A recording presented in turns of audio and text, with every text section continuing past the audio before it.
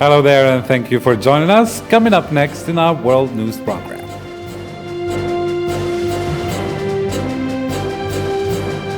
Several hundred residents of Raska Lozova arrived in Kharkiv after being evacuated.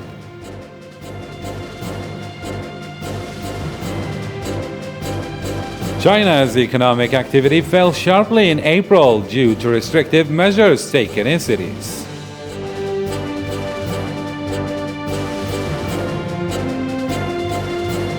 Ten people were killed and 20 wounded in powerful blasts that hit a mosque in western Kabul during prayers.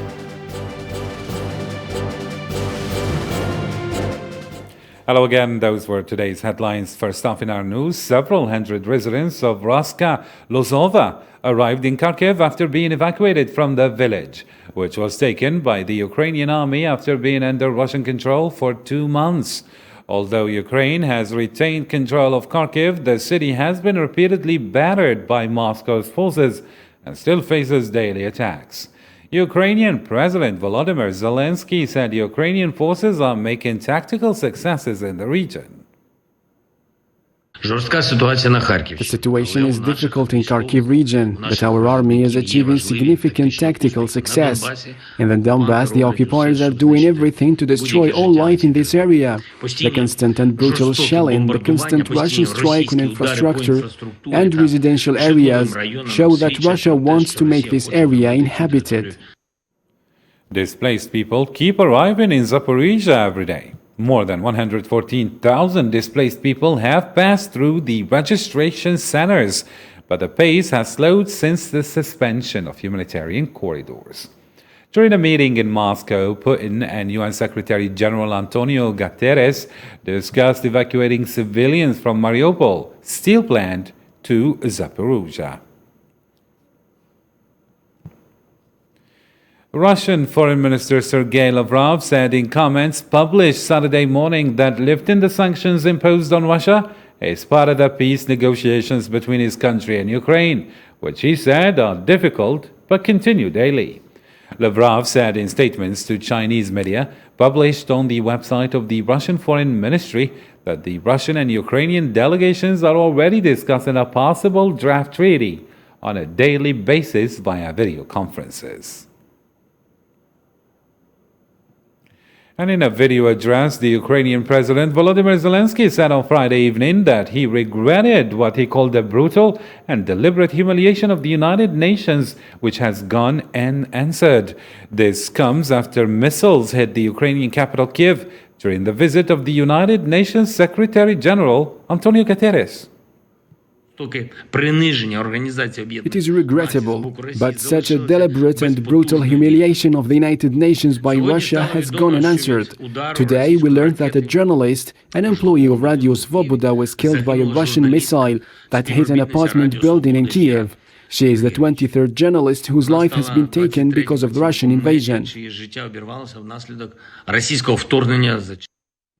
Belarusian opposition leader says she was assured of full support for the Belarusian democratic movement during talks with U.S. officials in Washington.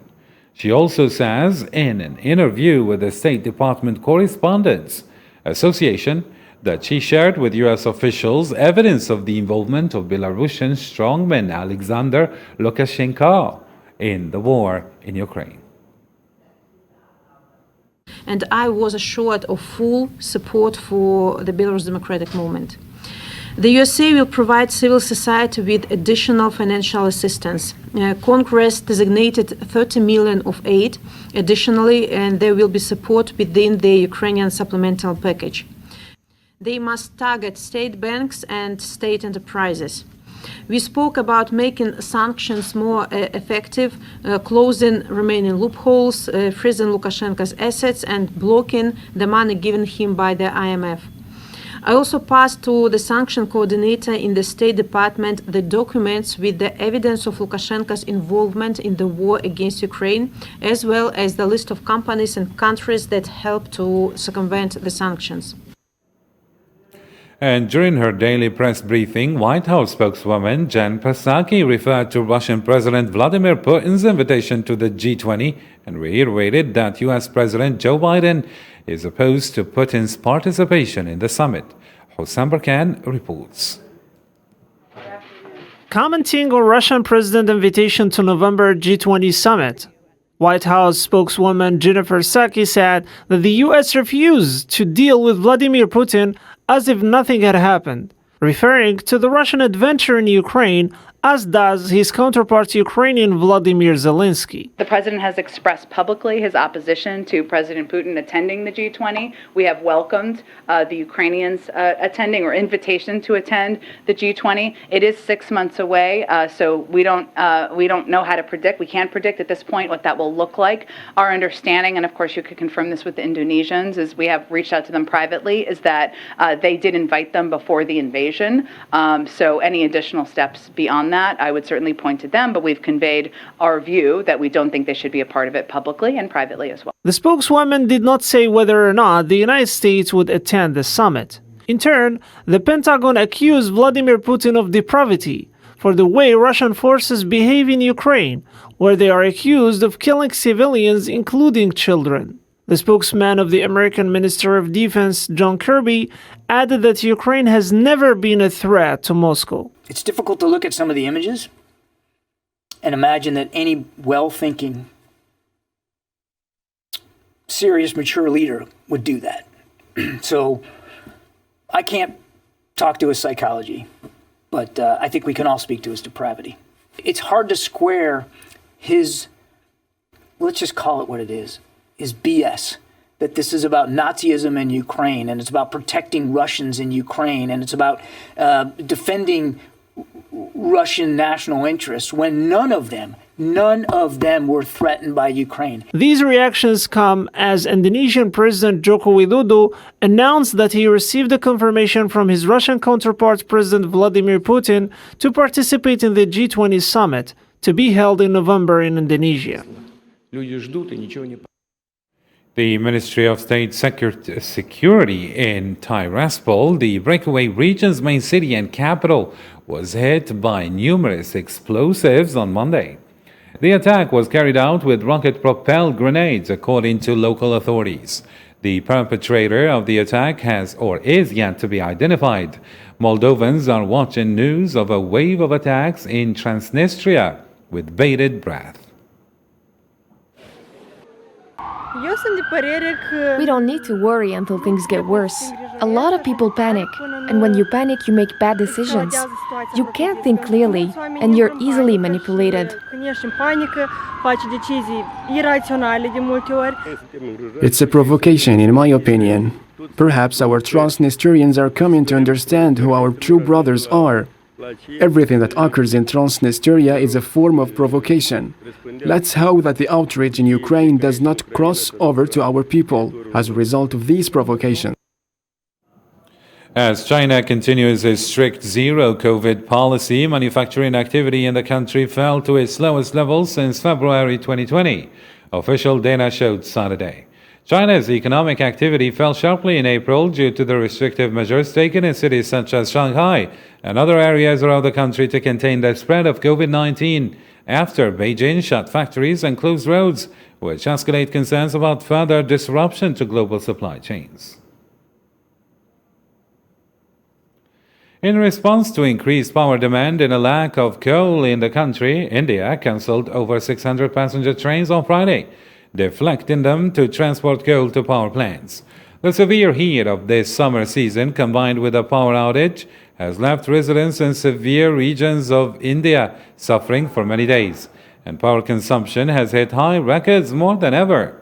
According to the Power Ministry of the capital city of Delhi, the scarcity might lead to outages and disrupt critical services in the capital. A record heat wave has hit India and Pakistan, causing power cuts and water shortages for millions of people. According to climate change, the two of the most densely populated countries on the continent are expected to experience this with increasing frequency in the future. Nabil Khazini has more insights.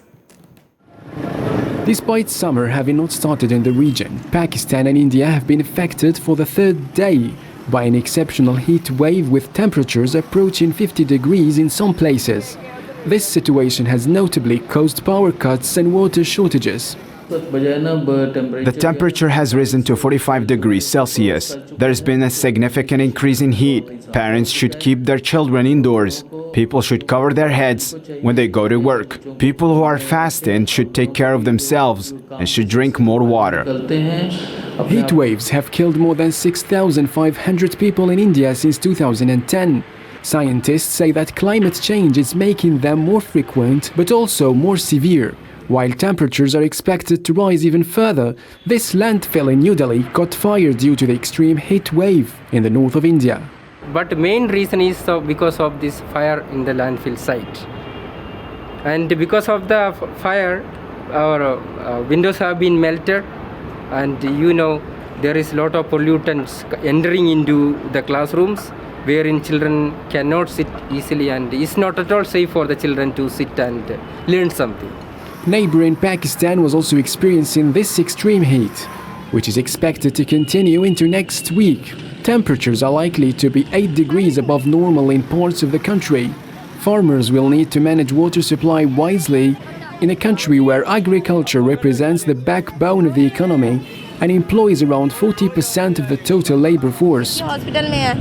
I appeal to all mothers. Cover your children when they go outside. Take precautionary measures. The weather is very hot here. Protect yourself from this heat. Other countries across the 5 continents can also experience major heat waves, such as the one happening in India and Pakistan. This is particularly the case of Argentina, Paraguay, and China.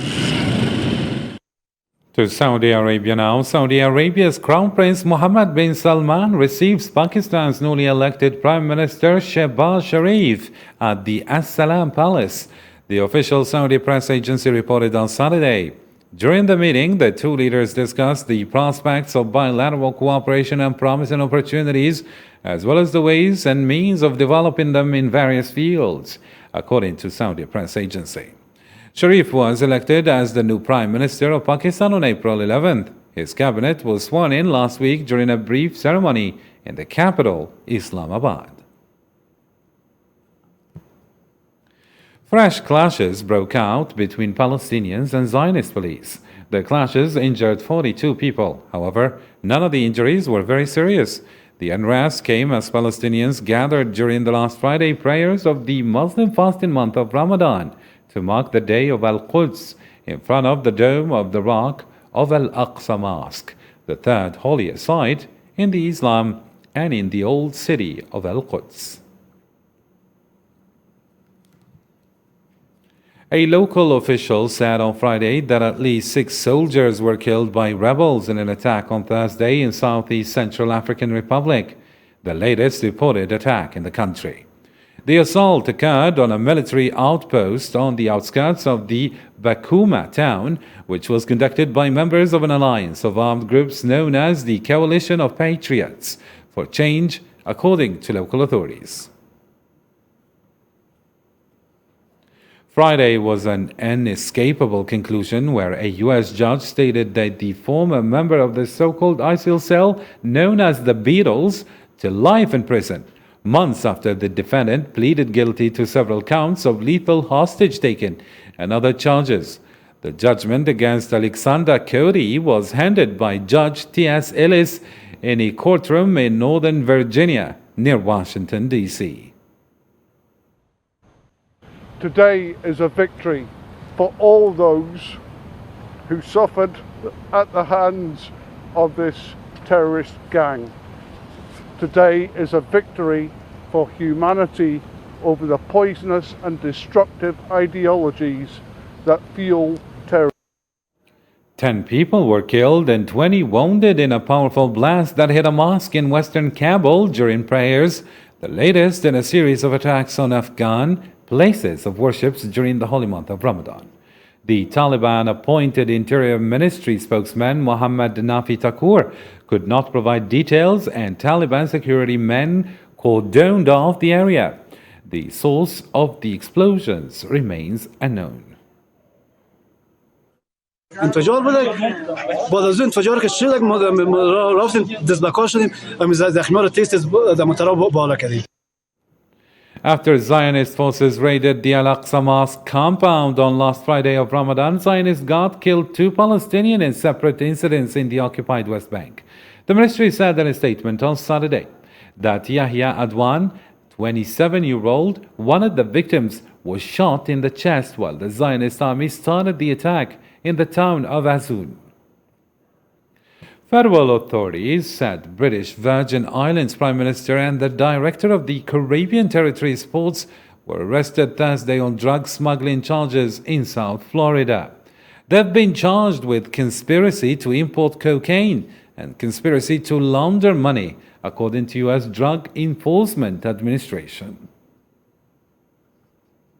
That unless the most urgent and drastic steps are taken, the current situation with elected officials deliberately ignoring the tenets of good governance, will go on indefinitely.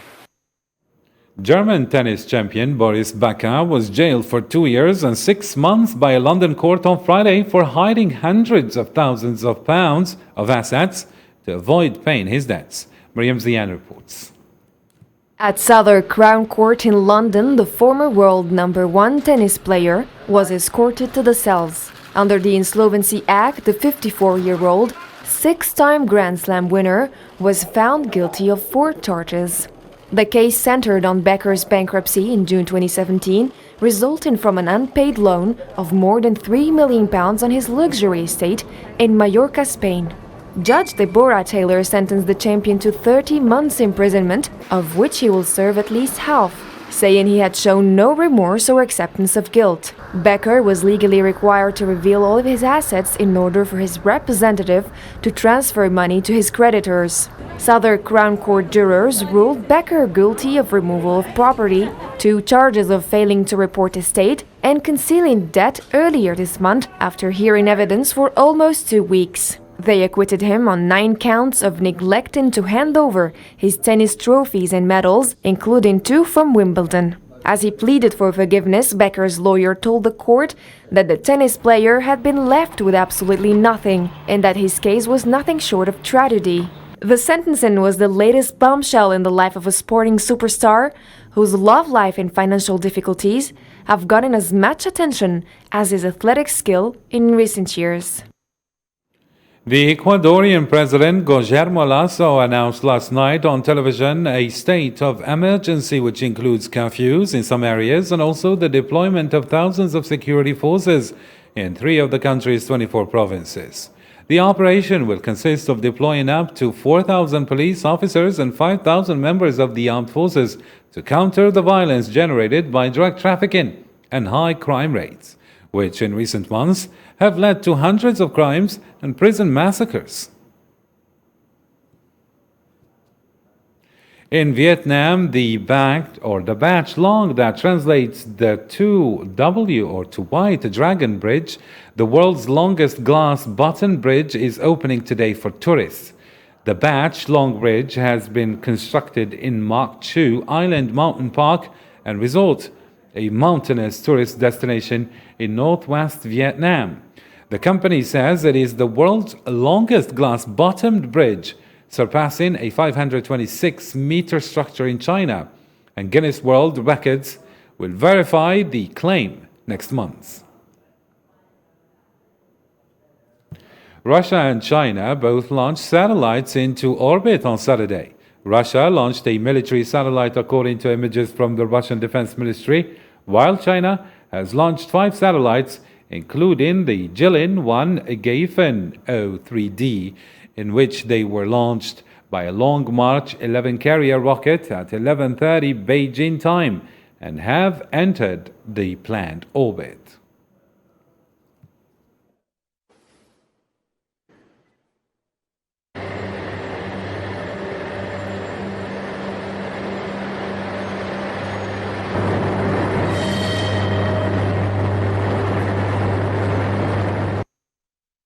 Back to Africa now. Ethiopian Muslims gathered in Meskel Square to celebrate Grand Iftar and denounce the attack on Muslims in the northern Ethiopian city of Gondar. Sofian Kinturi reports. Ethiopian Muslims met in Meskel Square to commemorate Grand Iftar and condemn the attack on Muslims in Gondar, an attack that caused death of more than 20 people by heavily armed extreme Christians at a Muslim elder's funeral and damaged Muslim citizens' property. The government is involved in these killings. There are special forces and militias in the city of Gondar, and I don't think this would happen without their knowledge. The media does not cover the facts enough. A lot of people are dying. According to the statement issued by an official Amhara media corporation, the chairman of the Amhara Region's Peace and Security Office, 373 individuals have been detained in relation to an incident that occurred in Gondar. I had the impression that my brother was murdered. We're in a lot of discomfort. We must appreciate Islam because it is a moral faith. It would have been anarchy if we had followed our emotions' lead. It's a really emotional situation. The cemetery where the incident took place in next to a mosque and church had been the site of a long-running dispute between Muslims and Ethiopia's major Christian community, the Orthodox Christians. The violence occurred according to Amhara's regional government when people fought over whether stones from the area could be used for burial purposes and if the materials should be removed from cemetery or the church property. And finally in our news, many Afghans shop in a Kabul market a few days before the break-in of the Eid al-Fitr fast, which marks the end of the holy month of Ramadan, as the security situation in Afghanistan seems to be deteriorating again. Islam said in what follows. A few days before Eid al-Fitr, breaking the fast festival which marks the end of the holy month of Ramadan, the Supreme Leader of Afghanistan sent a message addressing the international community and urging Afghans to accept Taliban ideals amid insecurity in the country. Afghanistan has a role to play in the peace and stability of the world. Therefore, the world should recognize the Islamic Emirate. This message comes at a time when the situation in Afghanistan seems to be deteriorating again, after much improvement since the Taliban came to power. There is no enthusiasm and crowds like in previous years. It's a very quiet Eid. People are wondering how they are going to find food. They may not even think about buying anything during Eid. The security situation is still not good. There is a little security, but the type of security people were expecting is still not there. Mr. Akhundzada was pleased that Afghanistan was able to create a strong Islamic and national army. Upon their return to power, the Taliban promised to be more flexible than their first regime. A large part of the international community wants humanitarian support that Afghanistan desperately needs to be directly linked to respect for women's rights. According to the leader, Afghans should adopt the Taliban principles on their own without being forced to do so. Mr. Akhundzada also said that the government was determined to respect freedom of speech within the framework of Islamic values. And now here is a reminder of our top stories.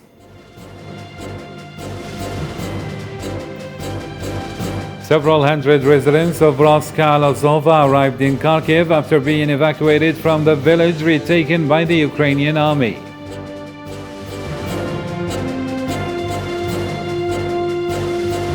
China's economic activity fell sharply in April due to the restrictive measures taken in cities.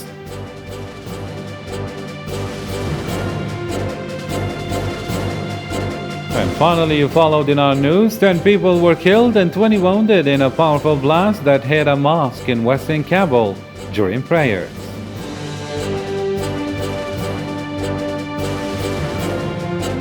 Well, that's it for me and the rest of the English team. Thank you for watching and bye for now.